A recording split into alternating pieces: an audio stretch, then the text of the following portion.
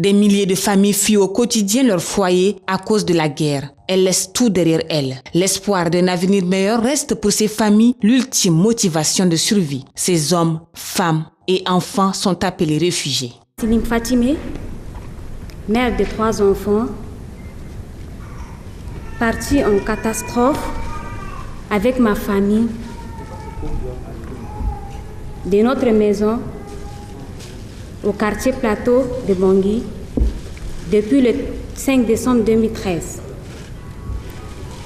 Réfugié d'abord au kilomètre 5 chez ma mère, 25 jours avec la dégradation de la situation, mon mari nous a fait quitter Bangui le 30 décembre 2013 pour le Tchad.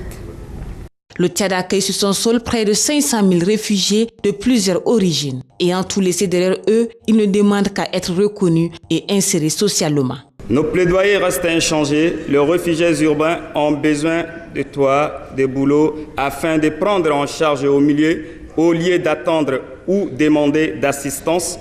Nous prions, Père Excellence, Monsieur le ministre et les ambassadeurs ainsi que les représentants du HR de plaider à notre cause auprès de leurs collègues respectifs et les différents responsables des sociétés privées, les ONG et autres agences des Nations Unies.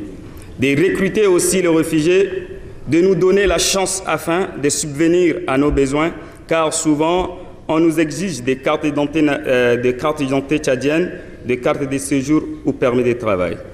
Le 15e anniversaire de la Journée mondiale du réfugié offre l'occasion à la représentation du Haut-Commissariat des réfugiés au Tchad de se féliciter de la mobilisation du gouvernement tchadien en faveur des réfugiés.